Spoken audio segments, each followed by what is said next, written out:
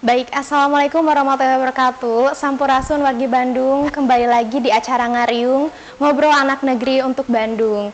Nah, pada kesempatan kali ini kita akan membahas seputar inovasi yang berada di Kelurahan Pasirluyu, Kota Bandung. Dan sebelumnya bagi wargi Bandung yang belum sempat menonton episode sebelumnya, boleh di-scroll kembali YouTube channel Diskominfo Kota Bandung. Dan jangan lupa untuk di-like, komen, subscribe, dan di-share sebanyak-banyaknya. Baik, saat ini saya sudah berada di Kelurahan Pasirluyu, Kecamatan Rego, Kota Bandung. Langsung saja kita sapa narasumber kita pada pagi hari ini. Assalamualaikum, Sampurasun Bapak, selamat pagi. Waalaikumsalam, Sampurasun. Baik, Bapak sebelumnya terima kasih atas waktu dan kesempatannya.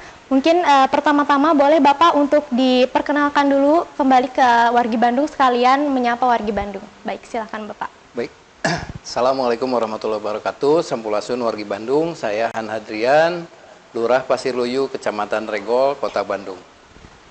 Baik, terima kasih Bapak. Mungkin kita langsung berbicara saja ya Pak ya, kepada profil daripada Kelurahan Pasirluyu ini. Baik, silahkan Bapak. Baik, Bapak Ibu sekalian, Pasirluyu itu luas wilayahnya ada 79 hektar, dengan terdiri dari 9 RW dan 63 RT. Total penduduk saat ini, terakhir updating data bulan Desember itu 14.918 jiwa. Dari 14.918 itu, penduduk laki-laki itu 6.819 dan perempuannya 8.099. Kita juga punya WNA 7 orang, 7 jiwa, dan itu laki-laki semua. Oke, baik Bapak. Lumayan padat ya Pak ya? Masya Alhamdulillah Allah. padat. Alhamdulillah.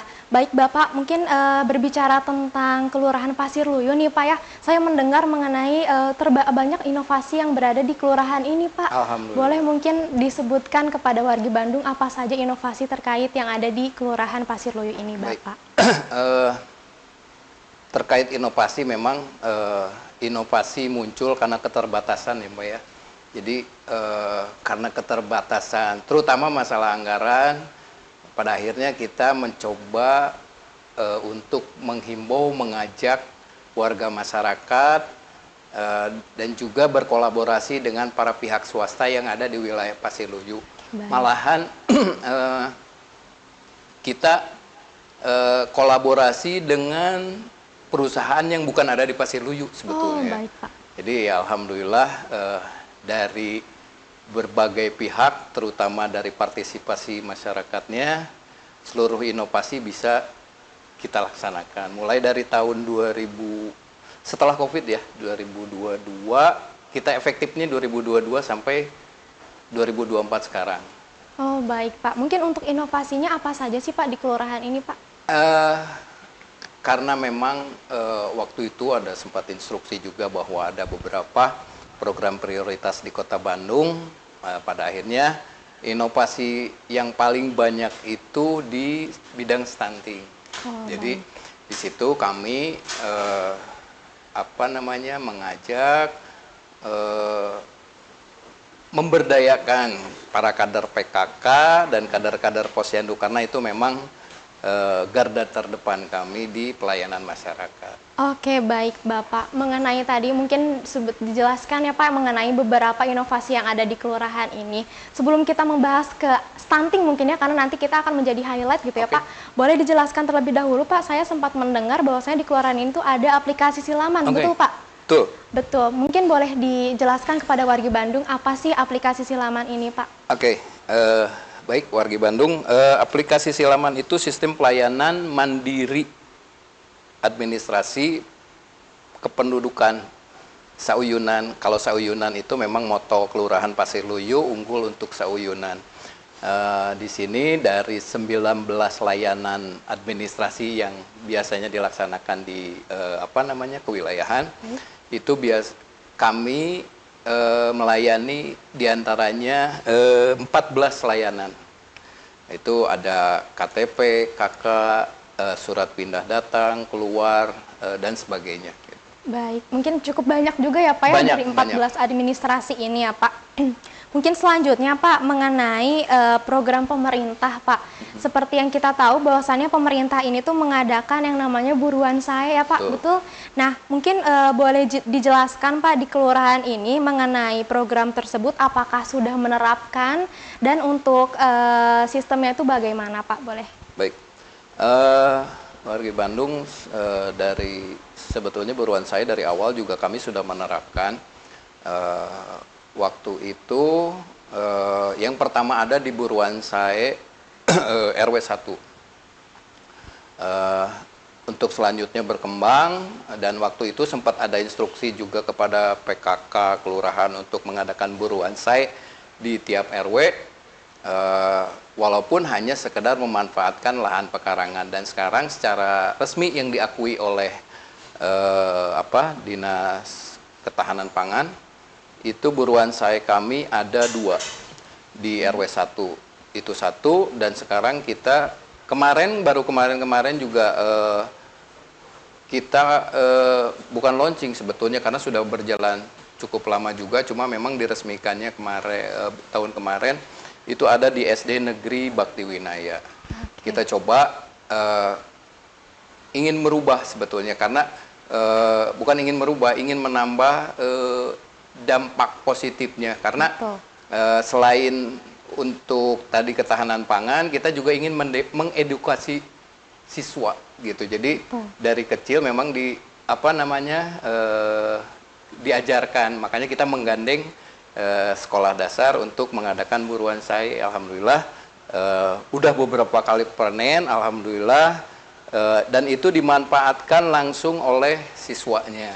Oke, baik. Gitu. Jadi tidak ada yang dijual, malahan setiap, kalau sekarang kan ada profil pelajar Pancasila itu kan ya, P5 itu, jadi setiap ada agenda itu semuanya hasil olahan buruan saya yang ada di SD. Oke, baik. Masya Allah ya Pak, ternyata sudah sangat menerapkan daripada si program pemerintah ini ya Pak. Mungkin untuk pelakunya tadi selain siswa mungkin ada lagi Pak? Oh betul, itu karena setiap buruan saya kan ada kepengurusan yang di SK-kan, itu terdiri dari para guru di situ. Gitu. Baik. Para guru dan komite orang tua. Baik Bapak, jadi seluruh lapisan yang ada di sini ya Pak ikut menerapkan. Baik, untuk tanamannya tersendiri Pak, apakah mungkin ada beberapa jenis tanaman yang di highlight gitu Pak di program ini gitu? Betul, kalau tanaman memang semuanya tanaman produktif ya. Cuma kan terdiri dari tanaman obat keluarga, ada tanaman sayuran dan sebagainya. Termasuk juga kita ada peternakan lelenya juga, dan ada budidaya ayam petelur. Dan yang di highlight memang biasanya karena gampang dirawat, terus panennya juga intervalnya cukup dekat, biasanya kalau enggak selada gitu ya, bawang dan sebagainya yang memang gampang dirawatnya gitu. Oke, baik. Jadi tidak hanya tanaman melainkan juga budidaya hewannya juga ya Pak ya. Oke, baik. Sangat-sangat Masya Allah ya Pak. Mungkin untuk kurun waktunya sendiri sudah 1 tahun ya Pak ya? Sudah 1 tahun lebih, udah hampir mau 2 tahun, betul. Oke, baik, Masya Allah. Mungkin karena keterlibatan masyarakatnya juga ya Pak ya, partisipasinya yang luar biasa. Mungkin Pak mengenai inovasi-inovasi tersebut, kita membahas sedikit mengenai stunting yang tadi sudah Bapak highlight ya Pak. Mengenai stunting ini Pak, untuk inovasinya itu seperti apa dan dimulainya itu sejak kapan Pak dilaksanakannya? Kita sudah berjalan 2 tahun, mau 3 tahun ya, kalau mudah-mudahan kita bisa berjalan lagi di tahun 2025 ini. Kita ada beberapa inovasi,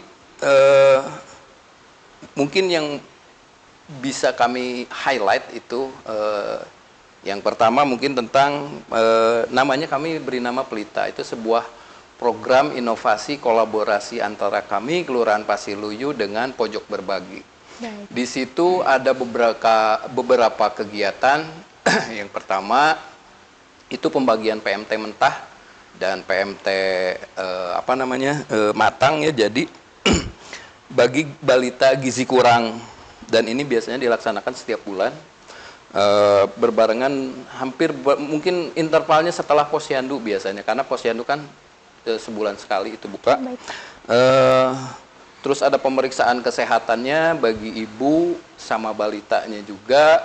Dan yang terakhir ini mungkin cukup penting juga, yaitu kami namakan kelas ibu dan balita di program Pelita tadi itu, yaitu sebuah program penyuluhan kepada ibu dan balita, ibu hamil tentang PHBS, tentang kesehatan ibu dan anak, bagaimana mengolah makanan supaya tetap bergizi dan sebagainya, termasuk juga menu-menu yang supaya balita tidak bosan. Baik, gitu. jadi sekaligus diberikan sosialisasi, Betul. diberikan juga bagaimana tata cara untuk mencegah ya Pak ya, Oke. mencegah stunting Betul. tersebut gitu. Kalau Masya boleh Allah. ditambahkan juga, Boleh, ada beberapa yang penting juga yang cukup, saya kira manfaatnya cukup signifikan, yaitu yang pertama kami namakan kartu penting. Jadi namanya kelompok warga bantu penurunan stunting. Jadi di sini kami seluruh warga berswadaya, termasuk juga kami menggandeng beberapa perusahaan swasta melalui CSR atau TJSL-nya. Ada beberapa yang memang sudah berjalan 2 tahun ini, ada yang memberikan bantuan senilai nominal uang 500.000 untuk satu posyandu, dan itu setiap bulannya diberikan untuk menambah PMT balita. Nah, selain itu juga ada beberapa, memang banyak, termasuk juga kita ada beberapa posyandu yang dibina oleh perusahaan-perusahaan swasta.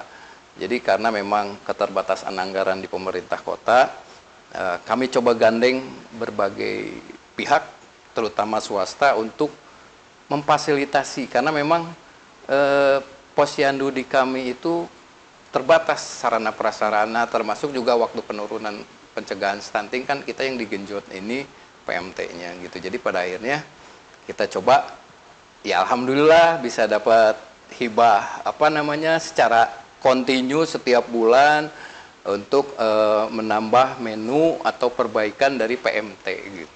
Baik Bapak, Masya Allah, untuk partisipasinya juga Masya Allah ya Pak ya, banyak yang membantu, jadi membantu memperlancar si program stunting ini ya Pak ya. Oke, untuk program ini Pak mengenai stunting, nah ini tuh ditujukannya apakah sedari masa ibu hamil ataukah sudah lahir atau bagaimana Pak? Baik. Bahkan kalau untuk stunting ini dalam rangka pencegahan, kami juga ada yang namanya posyandu remaja. Jadi sebelum masuk ke pernikahan, kita sudah memberikan semacam penyuluhan dengan bekerja sama dengan KUA untuk setiap catin yang akan melangsungkan pernikahan, kita melakukan penyuluhan. Baik. Nah, dari situ. Selain itu juga sudah jelas ibu hamil, tadi saya sampaikan kelas ibu hamil dan balita, dan ya tentu saja setiap di kegiatan-kegiatan kami yang melibatkan posyandu, kader PKK, kita selalu sosialisasikan masalah pencegahan stunting ini. Oke, baik. Jadi tidak dari saat ibu hamil, melainkan dari remaja dari ya Pak, pranikah. sebelum menikah, pranikah. Oke, baik. Ternyata saya juga baru mendapatkan highlight baru ya Pak. Ternyata mengenai program stunting ini tuh sangat sepenting itu gitu ya. Harus menyeluruh. Betul, baginya khususnya untuk generasi yang akan datang. Betul. Gitu ya. Oke, baik Bapak. Tadi kita udah membahas mengenai program stunting ya Pak. Mungkin kita akan switch ke program berikutnya Pak. Sekarang ini kan di Bandung tuh lagi ramai mengenai isu sampah ya Betul. Pak. Betul, mungkin untuk kecamatan ini, untuk kelurahan ini sendiri, apakah bagaimana terkait proses dari pengolahan sampahnya Pak? Ya, baik, untuk pengolahan sampah memang kami mencoba untuk sampah selesai di tingkat RW atau di wilayahnya masing-masing. Yang pertama, kami tentu saja sama dengan kelurahan lain sekota Bandung juga mendapat fasilitasi rumah magot. Alhamdulillah rumah magot kami juga cukup representatif, bahkan terakhir kami mendapatkan bantuan CSR dari PT LEN untuk penambahan fasilitas apa namanya rumah magot. Jadi lebih representatif untuk meningkatkan kapasitas pengolahan sampahnya.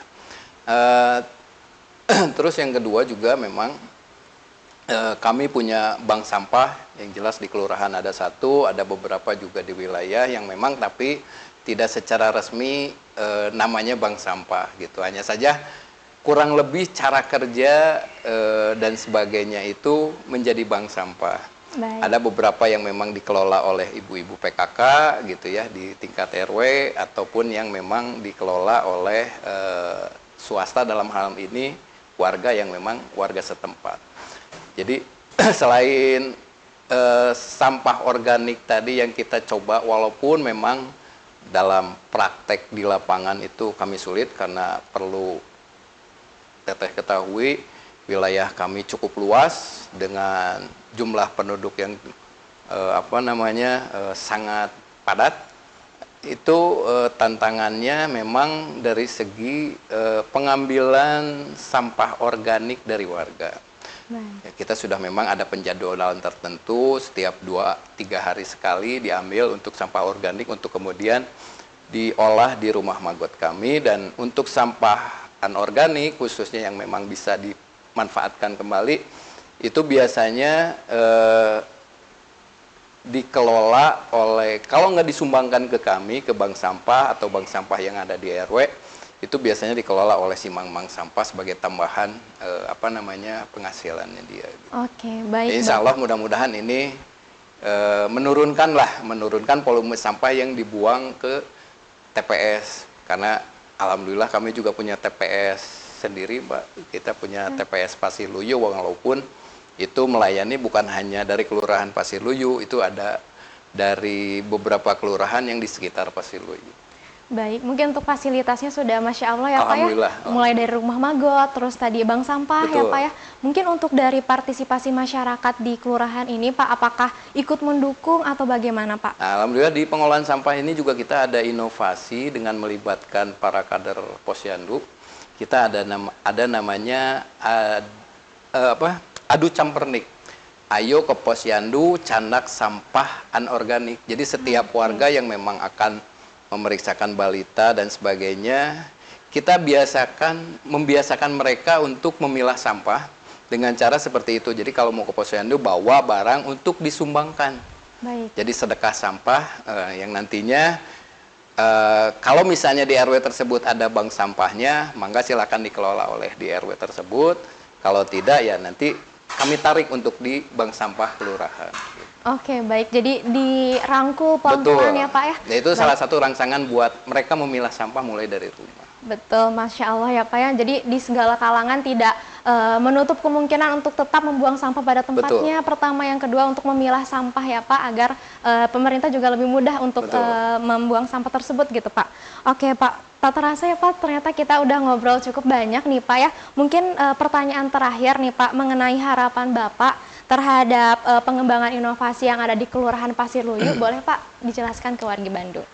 Baik, warga Bandung, kalau harapan sih jelas ya, dengan segala inovasi usaha dari seluruh sektor gitu ya, kami berharap taraf hidup warga Kelurahan Pasiluyu meningkat, karena memang terutama di bidang perekonomian. Terus yang kedua dan ketiga, yang kedua mungkin karena kami punya alun-alun Regol sebagai salah satu ikon kecamatan, juga kami punya Taman Regol yang memang cukup luas, ruang terbuka hijaunya ini. Karena dulu kami punya harapan ingin merevitalisasi alun-alun Regol sebagai tempat berkegiatan masyarakat. Karena terus terang dulu kan dibangun ini teh untuk kalau zaman Pak mantan wali kota Pak Ridwan Kamil ini sebagai senternya warga untuk berkegiatan. Nah, seiring dengan waktu proses ini banyak sarana prasarana di alun-alun Regol yang rusak gitu ya, dan apa namanya, akhirnya warga pun jadi malas untuk ke sana gitu. Padahal kita coba rangsang dengan berbagai kegiatan, kita sering mengadakan kegiatan di sana, termasuk juga kami mengundang biasanya siswa-siswa SD itu mereka ada sekali sebulan atau apa mereka belajar di ruang terbuka itu. Nah itu yang ketiga juga mungkin